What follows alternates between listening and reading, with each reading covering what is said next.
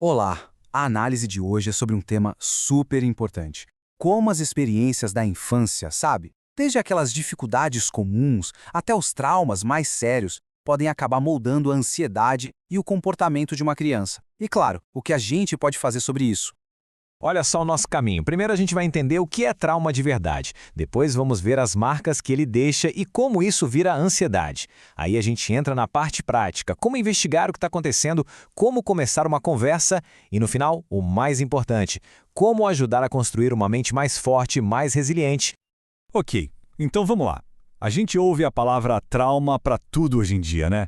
Mas o que ela significa de verdade do ponto de vista clínico? E essa é uma pergunta chave.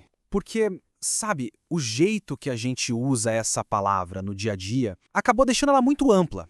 É preciso ter um pouco mais de cuidado, porque nem toda experiência ruim, nem toda dificuldade da vida é um trauma de verdade. Olha que interessante a definição da doutora Ana Beatriz Barbosa. Trauma é um evento que o cérebro simplesmente não estava preparado para viver.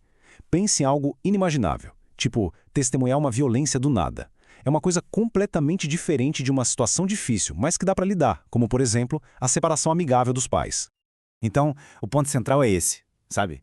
Separar o que são os desafios da vida que todo mundo passa, daqueles eventos que são um verdadeiro choque para o sistema, coisas que nosso cérebro não tem ferramenta para processar.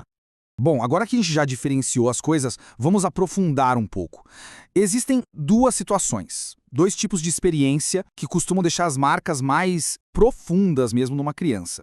E aqui a gente tem uma distinção muito importante. De um lado, a perda súbita, algo que vem de fora, inesperado. Do outro, o abuso, que é uma traição, que vem de dentro de uma relação que deveria ser de confiança. Os dois são terríveis, claro, mas o abuso tem esse peso extra, essa quebra de segurança que é devastadora. E essa frase da doutora Ana Beatriz Barbosa é muito forte, né? Ela deixa bem claro a gravidade do abuso. É algo que não passa batido, sempre deixa consequências. É um legado doloroso que a pessoa pode carregar pela vida toda. E olha só como isso se desdobra na prática, na vida adulta. Essas feridas lá da infância aparecem depois de várias formas. Afeta tudo: a saúde mental, o jeito de se relacionar com as pessoas e até pequenos comportamentos do dia a dia. Ok, agora vamos trazer tudo isso para um exemplo bem prático, para a gente conseguir ver a ansiedade acontecendo. Vamos pegar o caso de um garotinho de 4 anos que está demonstrando alguns sinais. Pensa assim, um comportamento como roer as unhas sem parar não é só uma mania, um hábito ruim. É a pontinha do iceberg. É o sinal visível de algo muito maior que está acontecendo por dentro. Uma ansiedade que a criança ainda não sabe colocar em palavras. E é por isso que a gente precisa olhar além desse primeiro sintoma. É como se a gente tivesse que olhar o que está debaixo d'água, sabe? Esses outros sinais, como fazer xixi na cama de novo, ter medo de ficar sozinho, juntos, eles começam a montar o quebra-cabeça, a mostrar o quadro completo do medo e da insegurança que a criança está sentindo. Certo. Mas e aí? Se a criança não consegue falar o que está pegando, como é que a gente descobre? A ideia aqui é virar uma espécie de detetive. Tem uma abordagem bem investigativa mesmo. E esse processo tem 3 passos bem práticos. Primeiro, criar uma linha do tempo. O que será que mudou na vida dessa criança nos últimos tempos? Segundo passo, conversar com a rede de apoio. Falar com os avós, com a babá, com os professores, porque às vezes a peça que falta no quebra-cabeça vem de onde a gente menos espera. E por último, claro, observar o comportamento da criança com muita atenção.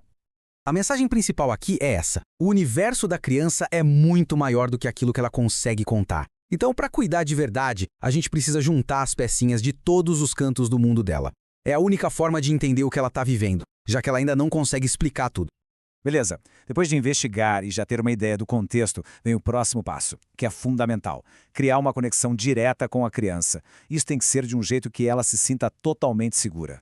E aqui não são só diquinhas, não. São quase regras de ouro para criar essa ponte. Abaixar para ficar na altura dela, mostrar que a gente também tem vulnerabilidades, validar o que ela sente. Tudo isso cria um ambiente seguro para ela se abrir. E esse exemplo é perfeito. Quando a avó fala, sabe que eu também tinha essa mania, isso é muito poderoso. Primeiro, porque normaliza o que a criança está sentindo. Ela pensa, não sou só eu. E segundo, porque abre uma porta gigantesca para a conversa. Ela percebe que não está sozinha. Ok, agora vamos dar um passo para trás e olhar a foto inteira. Como é que a personalidade de uma criança é formada, afinal? E o que a gente pode fazer para ajudar a criar uma mente mais resiliente? A gente tem essa ideia de natureza versus criação, né? Genética de um lado, ambiente do outro. O ponto-chave é entender que a genética não é um destino fechado. Ela te dá uma predisposição, uma probabilidade. Mas é o ambiente, a educação, as experiências, é isso que vai de fato moldar como esses genes vão se expressar. É a neuroplasticidade em ação. E no fim de tudo, com tanta pressão que o mundo coloca hoje em dia, a gente volta para o básico, a cultura do afeto. Parece simples, mas uma base sólida de amor, de valores, de conexão de verdade, essa ainda é a ferramenta mais poderosa que existe para a gente formar pessoas mais saudáveis e resilientes. E é com essa reflexão que a gente termina. A pergunta não é só como a gente protege as crianças do que é ruim. A pergunta talvez seja como é que a gente constrói ativamente, tijolo por tijolo, uma cultura de afeto e resiliência dentro de casa.